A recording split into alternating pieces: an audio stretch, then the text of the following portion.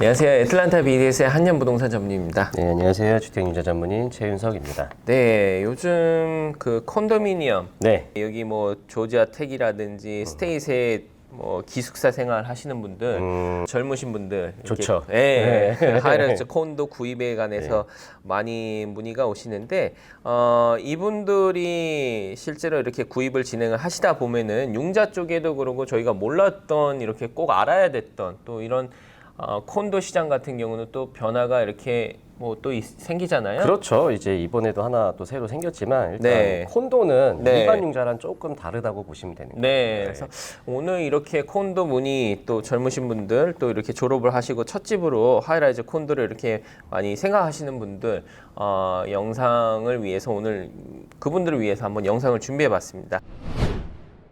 한국에 계신 분들은 좀 네. 헷갈려 할 수도 있을 것 그쵸. 같아요. 이제 컨도미니엄이라고 하는데 막상 컨도미니엄이라고 해서 가보면 아파트잖아요. 그죠? 고층 아파트. 네. 그래서 이제 한국하고 미국하고 이제 좀 개념이 다르기 다르죠? 때문에 네. 그 개념을 한번 좀 설명을 하는 건 좋을 네. 것 같아요. 그래서 한국에서 콘도 그러면은 미국에서는 타임쉐어잖아요. 그죠? 그죠? 어떻게 보면 네. 한국의 콘도 개념이 저도 어렸을 적에 보면 이렇게 외곽에 강원도라든지 콘도 가자, 네, 놀러 가자. 콘도 어디 뭐 놀러 가자 이렇게 네, 하면 회원권 콘도에서 있으니까. 콘도 네. 회원권 뭐 아시는 분 이렇게 그쵸, 빌려가지고 맞아. 미국에서는 또 다르잖아요. 그렇죠. 콘도가. 예, 콘도는 말 그대로 이제 한국에서 살고 계신 분들 있잖아요. 아파트에. 네. 네. 아파트가 컨도미니엄이라고 보면 되는 거예요. 그쵸. 컨도미니엄은 또 줄여서 콘도라고 하기 때문에 네. 이제 아파트 개념이라고 생각을 하시면 될 것 같고 이제 미국에 오시면은 이제 아파트 이제 리스하러 가면 놀래잖아요. 네. 뭐 엄청 큰 단지 아파트가 네. 있고 이제 그게 한국에서 얘기하는 아파트. 그쵸. 그러니까 임대할 수 있는 아파트라고 보면 될 것 같아요. 네, 그래서 한국이랑 미국의 이렇게 텀 차이가 이렇게 다르기 때문에 콘도라든지 아파트먼 이게 헷갈리는데 요 이제 소유권이잖아요. 결국에서 미국에서는 그렇죠. 예, 네. 소유권이 부동산의 소유권을 콘도미니엄으로 갖고 있냐, 뭐 타임쉐어로 갖고 있냐, 아니면은 내가 회사를 통해서 그 아파트먼을 리스를 하냐, 임대 아파트를 임대 하냐, 아파트를 하냐. 예, 이렇게 생각하시면 될 것 같아요. 네. 예, 그래서 젊으신 분들 같은 경우는 이런 콘도미니엄을 많이 사시는데 콘도미니엄을 사시는 게 또 장점이 뭐 단점만 있는 건 아니잖아요. 그렇죠. 장점이 분명히 있죠. 이 네. 컨도미니엄 같은 경우는 좀 편리 시설이 많잖아요. 네. 뭐 예를 들어서 수영장이라든지 짐이라든지 뭐 공용으로 쓸 수 있는 공간이 있고 그다음에 대신에 이제 HOA가 조금 비싸기는 해요. 그죠? 네, 보통 그죠. 한 5, 600불인데 네. 이게 절대 비싼 게 아니라는 거는 왜냐면 전기세, 물세, 인터넷까지 다 포함되어 있는 거죠. 네, 그런 네, 건물도 있고 네, 또 그렇기 가장 좋은 거는 또 호텔처럼 밑에 이제 로비에 컨시어지가 있어가지고 24시간 시큐어하다는 거. 예, 건물의 이제 보안성 보안성도, 때문에 이런 그렇죠. 거를 많이 장점으로 생각하시는 분들, 방금 말씀하셨다시피 건물마다 조금 차이는 있지만 어떤 데는 뭐 수영장이라든지 뭐 바라든지 뭐 바도. 젊으신 분들, 극장 같은 것들 오. 이런 부대 시설이 잘 돼 있기 때문에.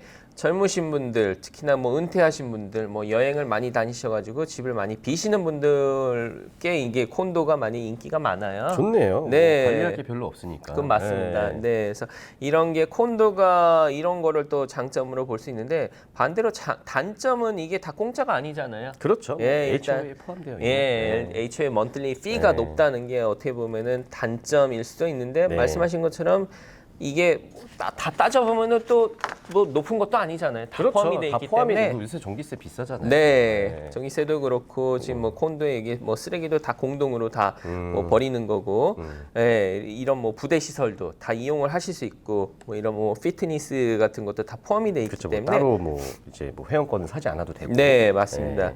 그래서 이렇게 콘도를 찾으시는 뭐 목적이 다 다른데 그렇다면 이 콘도를 사실 적에 뭐 융자를 받아서 사신다 하시면은 이게 보통 타운하우스나 집을 사실 때랑은 또 적용되는 부분들이 또 다르잖아요. 콘도 같은 일단은 일반 집보다는 컨도미니엄 융자를 받았을 때는 경우는. 네.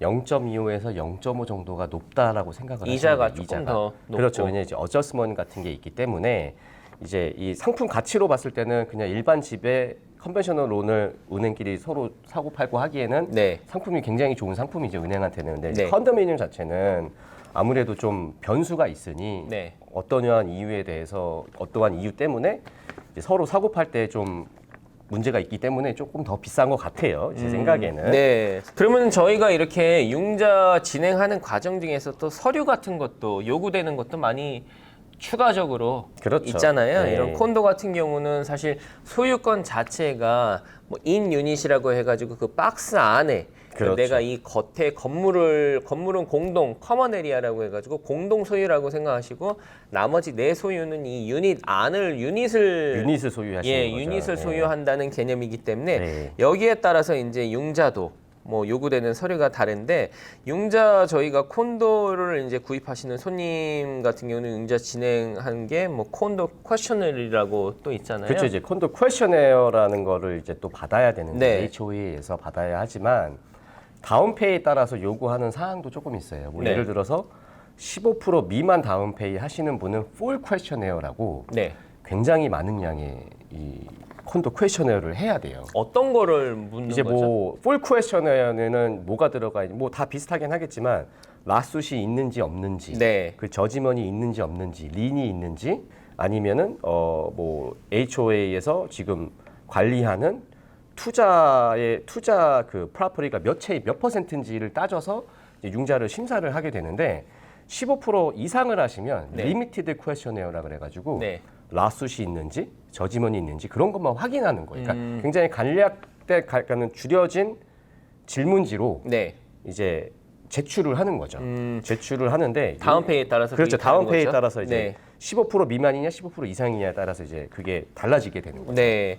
저희가 처음에 언급드린 대로 이제 콘도라는 이제 프로퍼티 타입 자체가 소유권이 이렇게 공동 건물 같은 경우는 커먼 에리아 같은 경우는 공동 소유권이기 때문에 아무래도 은행에서 심사하는 질문 중에서 하나가 이 건물에 뭐 지금 법적인 문제가 있는지 없는지를 먼저 따질 것 같아요. 그렇죠. 네. 네. 그래서 보험 같은 경우도 다르잖아요. 보험도 이제 HO6라고 해가지고 콘도 보험이 따로 있는데 그렇죠. 이제 인테리어만 보험을 드시면 되니까 굉장히 네. 좀 저렴하죠. 1년에 네. 200불에서 뭐 500불 안팎이니까 그렇죠. 타운하우스나 싱글하우스에 비하면 굉장히 뭐 낮게 책정이 되고요. 그렇죠. 예, 그리고 또 콘도 같은 경우는 뭐 이자율이 조금 높고 조금 더 이런 높고. 질문 뭐 서류가 조금 더 추가적이고 그렇죠. 또 하나는 또 FHA 융자가 이게 뭐 콘도라고 다 되는 건 아니잖아요. 다 되는 건 아니고요. 네. FHA에서 승인된 곳만 융자를 받으실 수가 있는 거예요. 네. 그래서 승인이 안 되어 있는 콘도는 FHA 융자를 받으실 수가 없다라고 보시면 되는 거죠. 그러니까 FH는 이제 정부에서 보증해 준 융자인데 정부에서도 그거를 이제 관여한다는 거죠. 그렇죠. 예, 네. 건물 자체에서